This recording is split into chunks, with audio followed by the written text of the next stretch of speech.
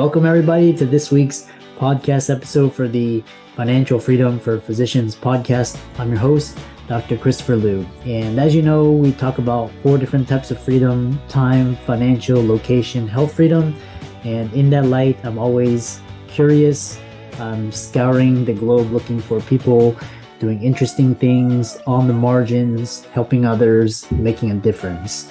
And I wanted to bring those conversations and share it with you. So today we have Blaine Oelkers, and he's going to be talking to us about Chief Results Officer, which is quite interesting. And it's going to be talking about habits, the 30-minute hour, and productivity. So I'll welcome Blaine to the show. Welcome. Hey, Chris, thank you for having me on. I'm excited to be here, share with the listeners. And like I say, I'm on the margins. I never thought of myself, hey, I'm out on the margins. But I think some of the frameworks that we'll talk about today, like the 30-minute hour, how to get an hour's worth of stuff done in just 30 minutes, kind of compressed time, or the 21-second habits, like how to create new habits in 21 seconds, not 21 days. Maybe some of those things are a little bit on the margin. So happy to be here, and also thankful for you for being kind of a beacon of financial literacy, but also helping people kind of up level. So I appreciate you. These podcasts are a lot of work, and so thank you for all the work you put into these things. Oh yeah. So tell us more about yourself, your background, what you do, and we'll get started. Yeah. So I had a couple of moments of dawning comprehension where kind of the light bulb goes off over your head and you're never quite the same.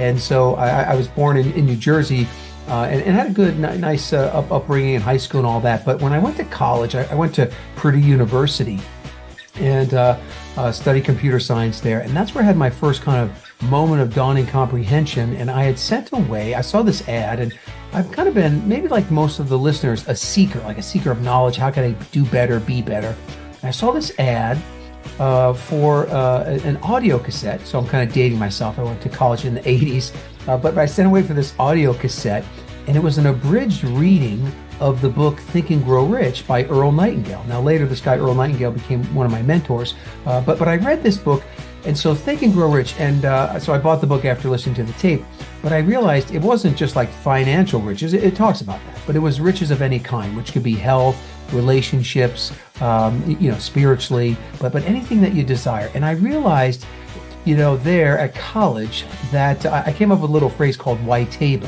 What you think about, you bring about, and that I could direct my thoughts and attention towards the things I wanted. Now, I couldn't control circumstances, but I could control my reaction to the circumstances, and I could kind of flood my mind with the things I wanted, and those things would take hold. So I had this, that was that first moment of dawning comprehension that my thoughts could play a big role in my own life, and what you think about, you bring about.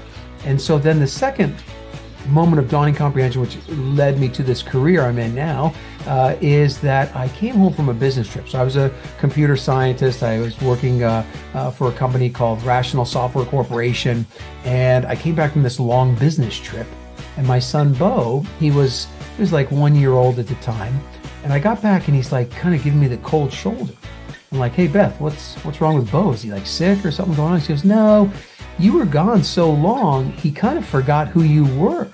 And I was like, whoa, that kind of hit me like emotionally pretty hard. And so that night, I had this moment of dawning comprehension, and I made this, what I call clarifying decision, that no matter what I had to do, I was going to become a work from home dad, that I wasn't going to let that moment ever happen to me again. And so it did take me a year, but I started a couple of companies. And a year later, I broke free from my job and I became kind of this work from home dad. And that was 27 years ago. Now the kids are grown and out of the nest. But what happened is that critical moment, that moment of dawning comprehension, that clarifying decision led me on this path to kind of figure out, as I was running these companies, I had more time, a lot more time to myself. And I realized that I'm on the planet to help people take control of their lives by taking control of themselves. And so I basically started helping people get results. Basically, I call it personal implementation. So I kind of became an expert at personal implementation, getting yourself to do the things you know you should do. And so I started working with a lot of mastermind groups, business owners, dentists, physicians, attorneys, and they started calling me their chief results officer. And I go, hey, I like that. So I looked around, nobody else was using that term.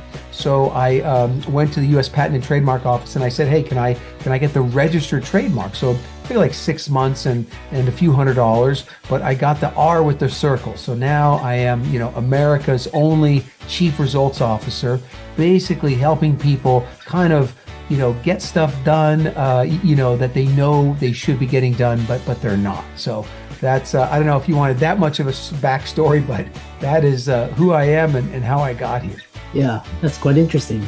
And, I love this where you can redefine yourselves. You can use your wording and your language to, redefine who you are. You're not constrained. So I really love it when people, say things like, chief results officer. So one thing is, what's interesting is I'm always looking for how to get more done in less time and more efficient, more impact, more power. So you talk about this 30-minute hour, which is interesting. You can compress everything in 30 minutes. Tell us about that. Yeah. So most people, when you talk about results, that they're overwhelmed. And the biggest thing that would help them would be if they could compress time, right? So, is there a way to get an hour's worth of stuff done in just 30 minutes? So that's what I called the 30-minute hour. And there is a way to do that. And actually, when I was at home, working from home in 2009, one of the companies I started, which is the one I'm still running today, is called Self-Fluence.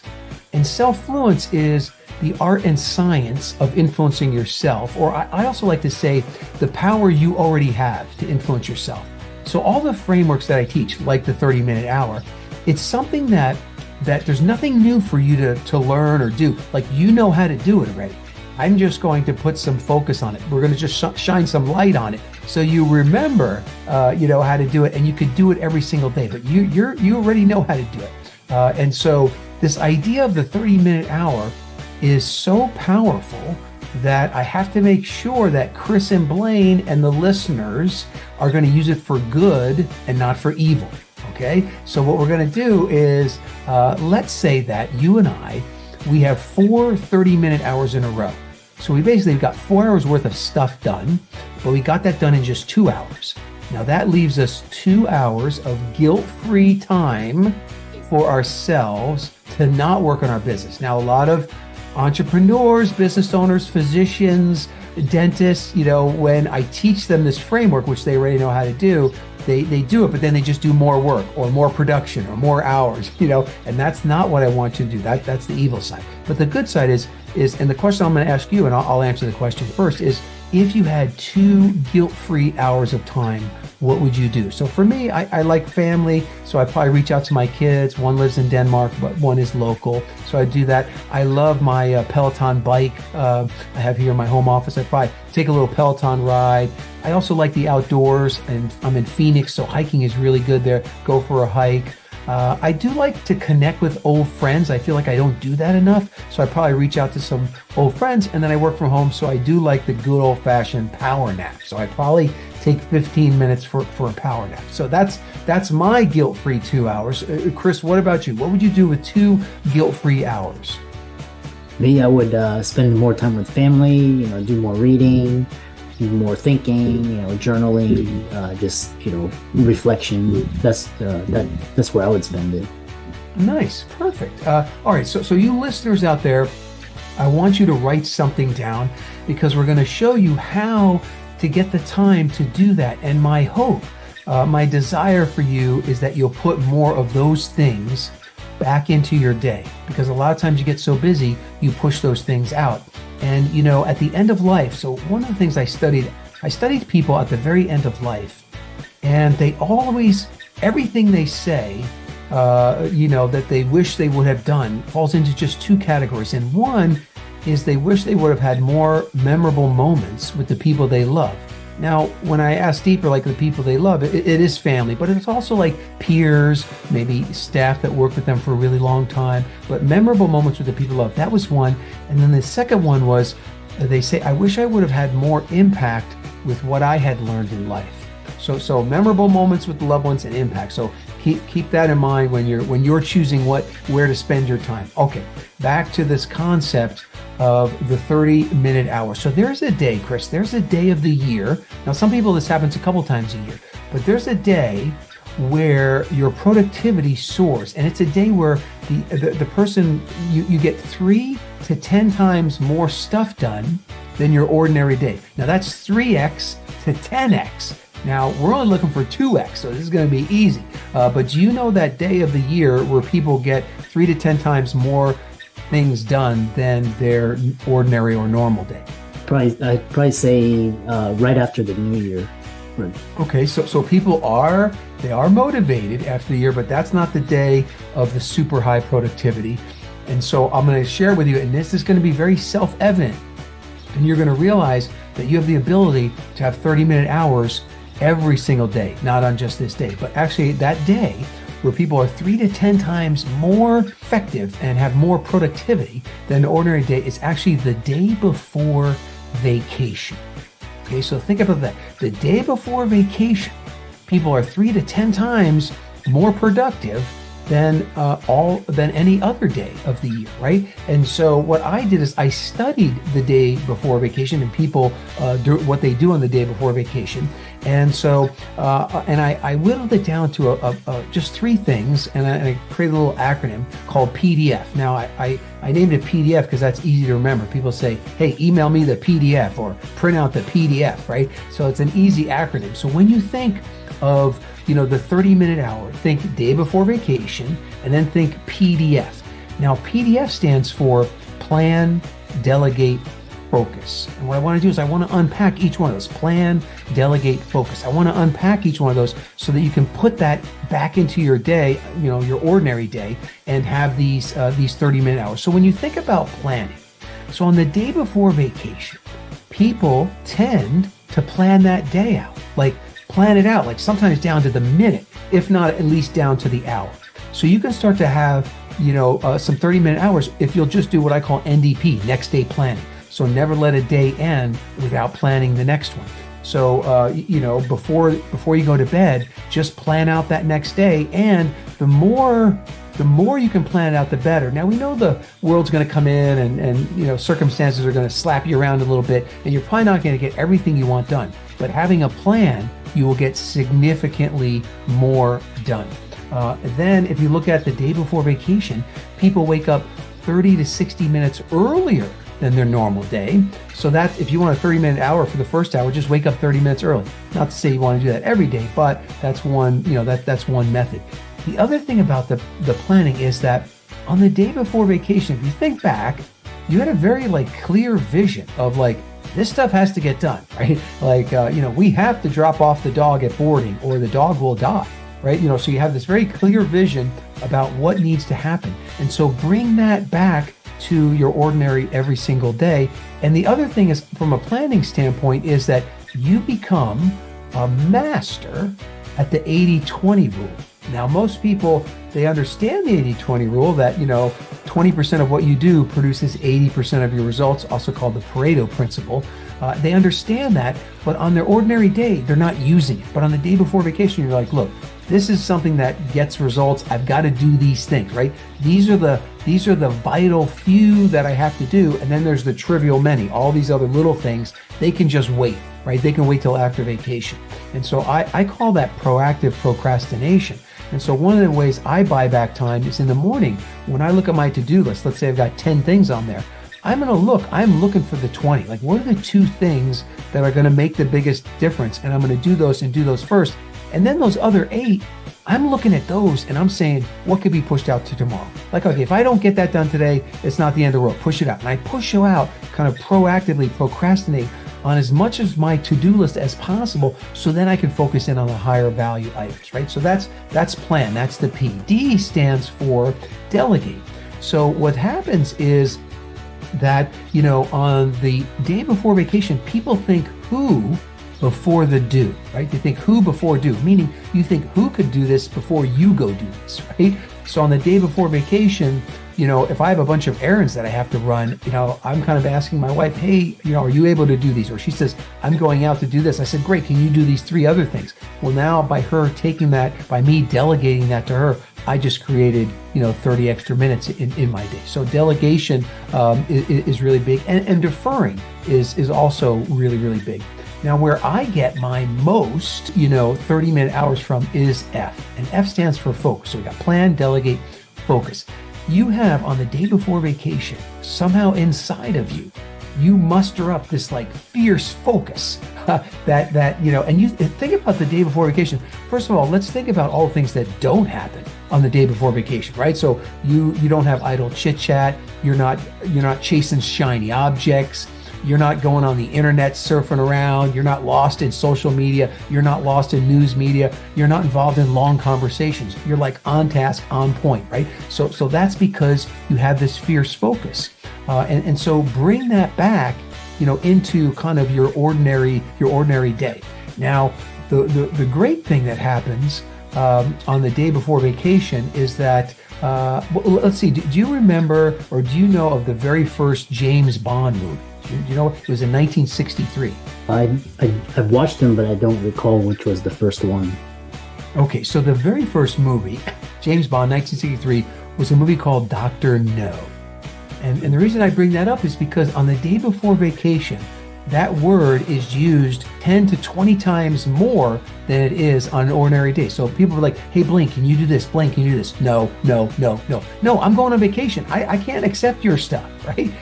So if you can become Dr. No and bring that back into your normal day, make no your default response. And if you need something like a little bit of a hack for that, just say, hey, I've got to check my schedule. Or if your day's all planned out because you did the next day planning, you're less likely to say yes to something else. And what happens many times when you say yes to other people's requests is that then you have the 90-minute hour. Now, the 90-minute hour is when someone asks for an hour of your time and it takes 90 minutes. So you lose time. Or someone says, oh, could I just have 10 minutes of your time? And it takes 20 or 30, right? So using that power of no, make that your default response. That'll help you. What also happens with your focus, people on the day before vacation, they tend to stay on schedule more. So they have a little bit of more of a structured day. So I'm saying plan out your day more. And then they're staying on schedule and they're using timers. So all day long, I use timers. So if I'm going to do like email or check social media, I'm going to say, okay, I'm going to do that for 15 minutes, right? So I'll tell Siri, to set a timer for 15 minutes, 20 minutes, whatever it is. And I'm using timers throughout my day to keep me focused, right? To maintain that kind of day before vacation focus. So using timers. And then where I personally get the most 30-minute hours is that on the day before vacation, people become tasking masters. I mean, this is a thing of beauty, the amount of things that you get done through tasking. Now, tasking, there's 3 types of tasking. There's single tasking, multitasking, and batch tasking. So single tasking, that's actually where I personally get the most 30-minute hours. And single tasking is when you do one task that pretty much only you can do or you do best, and you do it with sole focus, with no distractions and no noises, no rings, dings, and bings, nothing from the outside world. So for example, for me, I write a lot of articles. So I can get an hour's worth of article writing done in 30 minutes if I will completely shut out the outside world. So that maybe my phone goes in airplane mode, I turn off all the screens. I only have the one screen I'm typing in, all the rings, dings, bings, notifications, everything's turned off. Sometimes people even turn off their Wi-Fi just to make sure they're not interrupted. But having that single-minded focus is so powerful. And initially, when you first do it initially, you're going to get the monkey mind. All these other ideas are going to, oh, don't forget to do this. Oh, don't forget to do that. Just have a piece of paper there, write that stuff down, put it to the side, and get right back to your focus, your single focus thing that you're working on. And what'll happen is over time, your mind, instead of kind of being the lantern all over the place with the light, it'll be like the laser, and you get better and better at this single focus mode. So I can get a lot done, and every day I do this deep work. I do this deep work kind of single focus time. Every single day it's my favorite time of the day, and I get the most done kind of in the shortest amount of time. So that's single tasking. Now, The second one, multitasking, gets a bad rap sometimes, but it's when you can do two things at the same time without sacrificing the quality of either one, right? So like, I like to batch is the next one, the last one. I like to batch up my phone calls and do them when I'm out driving around and running errands, or I'm out in the car, right? So like I can drive a car, and with a hands-free phone, I can talk on the phone and drive the car and do both of those things, with high quality, right? I can ride the Peloton and listen to Chris's podcast. I can do both those things at high quality. I like a synergy. Another multitask is I love exercise and I love my family. So we taught the family to play tennis. So if we go out and do 30 minutes of tennis, I got the exercise and the family time in, right? So really like an hour's worth of stuff just in 30 minutes. So looking for that synergy. And then the last one is batch tasking. And batch tasking is where you just batch things together, right? So day before vacation, you have 3 errands. You're not going to run an errand, come back, run an errand. No, you go out and you batch them, you run them all together. Anything you batch will get done faster. If you batch phone calls, you're going to be more productive. If you batch your computer work, if you batch, checking emails, you can even batch interruptions. And so what happens on the day before vacation, I noticed that people, especially if they're in a work environment, they would batch their interruptions. And what they would do is they said, look, I'm coming in, I'm starting at 8 o'clock. From 8 to 11, I'm going to be in single tasking mode. Don't come in here. Don't. I'm not here. Let me get my work done. And then at 11, I'll come out of the office, and then let's do 20 minutes. And you guys ask me any questions you had for the whole morning, right? So they kind of almost like an office hours concept, but they batched all the interruptions, into that 20-minute period. My wife and I, we used to text each other during the day a lot, and now we use a shared note on our iPhones where you can put stuff in there, both of us can see it, but it doesn't have a ring, ding, bing in your face kind of a thing. So that's a kind of single tasking, multitasking, and batch tasking. And kind of the overarching thing when I study the day before vacation, myself included, is that what happens is you release your inner perfectionist. Right? You release your inner perfectionist, and done is better than perfect. Right? And hey, if this thing's only going to be 80% as good as if I did, it's still going to get done. That's what's important, right? So when you think of the 30-minute hour, think of the day before vacation, PDF, plan, delegate, focus. So I don't know if that was too deep for you, but a lot of practical stuff in there so people can kind of jump right in and start having these 30-minute hours right away. Yeah, no, that's quite interesting. And then one thing is you talk about 21-second habits, create new habits in 21 seconds and not 21 days. Tell us more about that.